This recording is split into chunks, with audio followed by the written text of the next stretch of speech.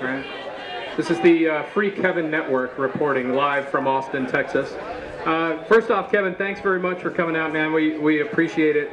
And I want to get off of our chest real quick.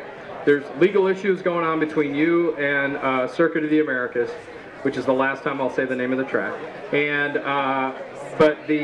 tell us a little bit from your perspective what's going on. There's legal stuff that you can't talk about, obviously, we know that, but we would rather hear it from you than hear it from anybody else. I had a big deposition all day Wednesday, but you know, what we know as racers is correct, and what they think is correct is it's a couple different things. So I really appreciate all the support, and you know, a jury's going to get to decide this thing, and we'll just see what they think. Well, I tell you, at the Free Kevin movement, what we really want to see is that the racetrack realize that, okay, business and a legal case is a legal case, but when it comes to racing and it comes to respecting our champions, particularly in Texas, particularly this man right here, that's what champions deserve at a racetrack in Austin, Texas. Do you guys agree to that? Yeah.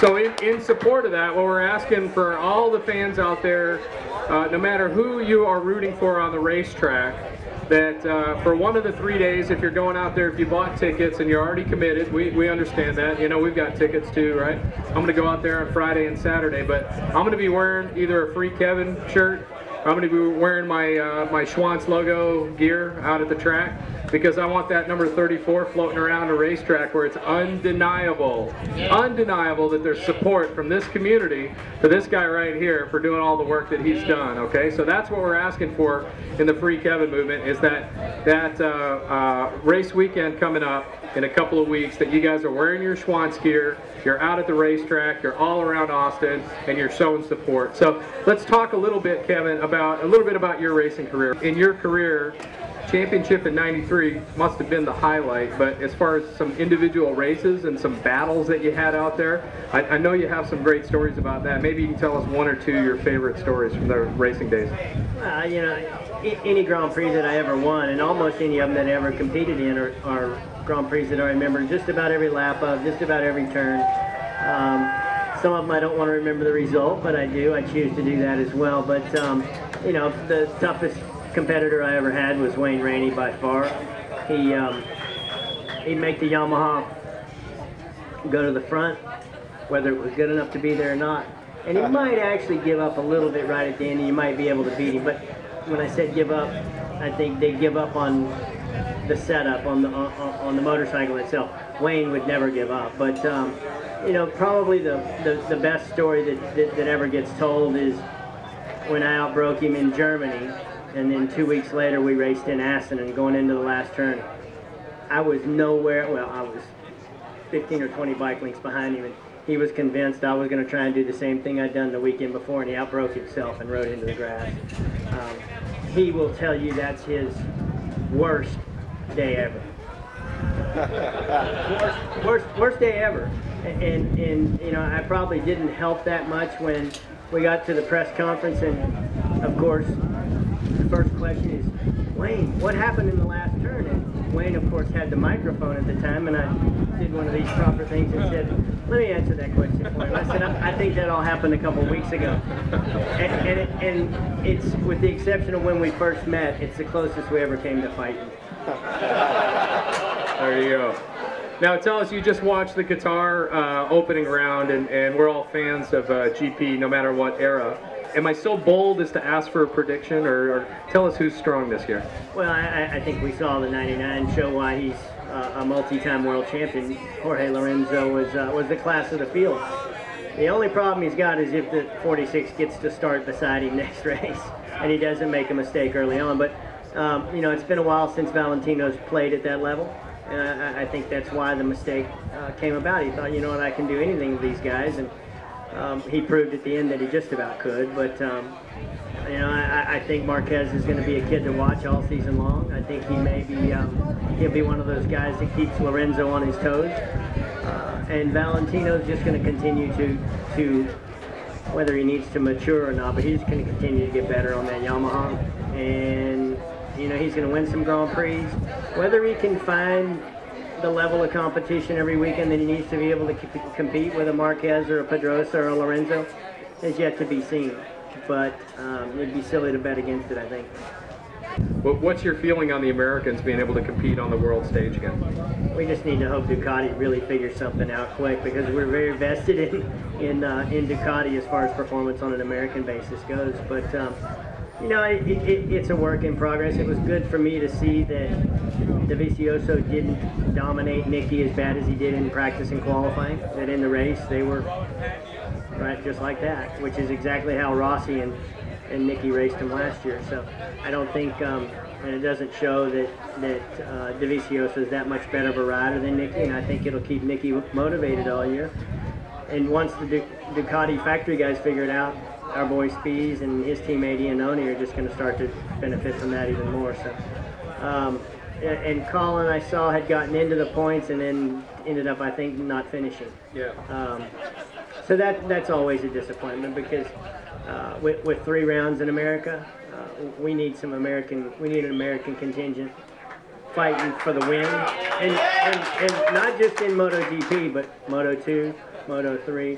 I mean, there's a lot of work that needs to be done in Grand Prix racing to make it to be able to support 3 races in America. But I think I got some ideas that would help it. Do you? Shocking, right? How are we going to feed more Americans into the series? Where are these Americans going to come from?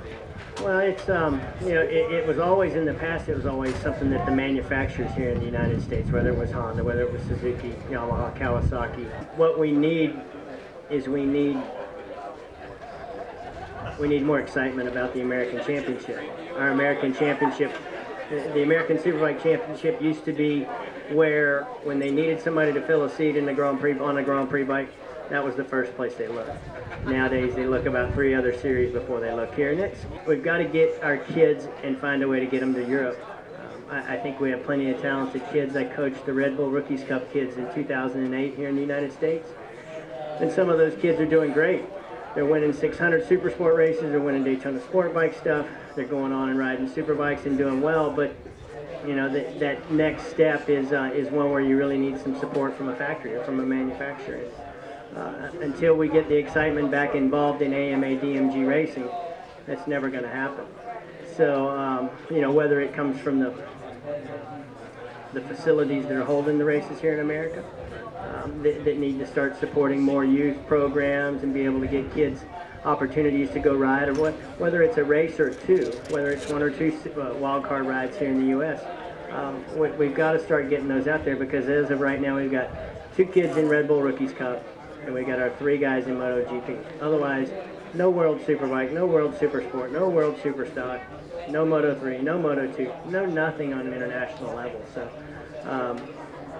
you know, it was one of the things that I really had planned on doing by promoting this race here in Austin, was to use some of the funding to be able to get that Stars and Stripes back waving over there, because that's what we all need to see. So that's a big thing, and I think that as a community of riders, we can support that through going to AMA races, through being vocal, through the various outlets that we have, through Cycle News Magazine, through Road Racing World Magazine, Superbike Planet, all these different ways of making sure that people know that there's a support base out there. Let's talk a little bit about rider training and some of what you do through the Schwantz School, and then you assist. I think you were at the Pridmore School a little while ago, right? And I think Gil showed up out there, and she had a nice bottle of champagne for you, welcoming you to the Laguna Seca racetrack. Nice play by them, I think. You know? So talk a little bit about some of your training program, just from a pure training basis, regardless of the type of bike. What's the most important sort of skill set, and what's the core thing that you want to teach to this Schwantz School? Well, if there's one thing that's the most important, it's just the visual aspect of it.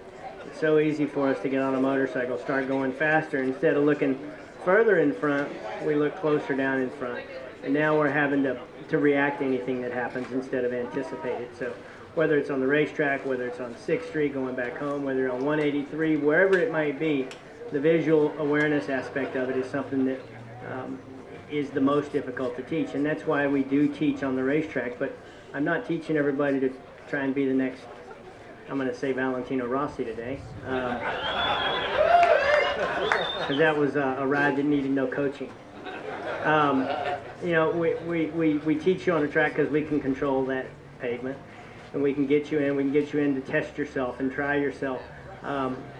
We look where we don't want to go. We look at what the danger area is, and that's where we're going to end up. We got to continue to look where we want to go. We got to trust our skill set. We got to be able to process what it is that we're looking at that's causing us to panic. But that panic thing is something that on the public roads, sometimes you might only get one chance to not panic.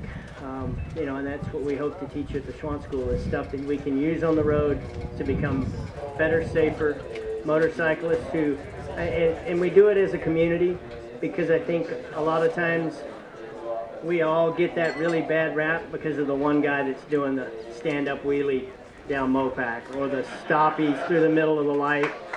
You know, we got to respect each other, and that guy may be here, by the way, but that's fine. That's why I'm trying to sell school right now. You're at the Harvest Classic, and I videotaped you riding your trials bike around. And when we think Schwantz, we think, oh, speed, hauling ass, that's some, you know. And you're on the trials course, and I got a shot of you where you screwed up and you put your foot down, and you look like you just lost the world championship right in that one moment, right there.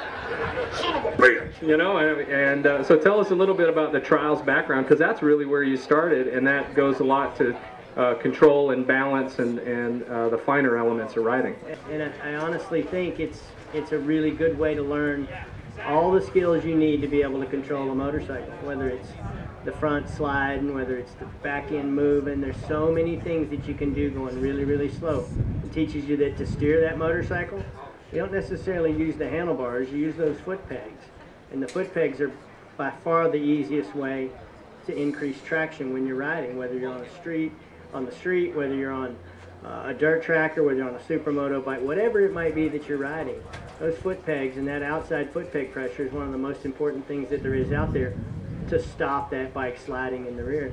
And I think all the different riding that I did as a kid and some of the different racing is what helped me be as good of a motorcycle racer, Grand Prix racer as I was, because when it started sliding around, everybody else started slowing down, and I was like, man, I know what to do to make this thing go faster now. So, you know, it's all stuff that we teach at the Schwantz School, and that's why most of our schools are 2-day programs, because it takes me a long time to try and teach you everything I've learned, because I started riding when I was 3, 45 years ago. That was some slow math there, man.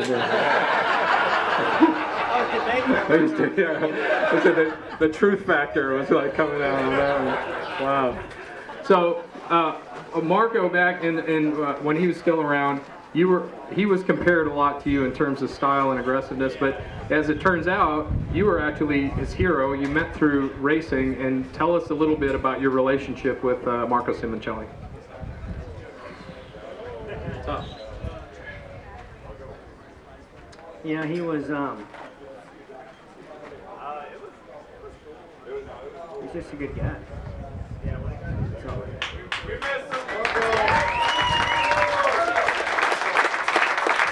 So, and I know we miss the guy like all the time, right? And you watch racers out there, and you're looking for that personality, and I think that's what that guy brought to above and beyond the skill. He brought that personality, man. You just couldn't see that guy and not go like, God, I want to hang out with that guy. He's cool. So when I got in touch with Kevin, and we said, all right, we want to do these shirts, and you know, we want to sell them for 20 bucks, but we'd like the proceeds to go to whatever foundation or whatever charity you want. Right off the bat, you guys said the Marco Simoncelli Foundation. So once again, thank you very much to Kevin Schwantz. Thank you very much to the Gypsy Lounge.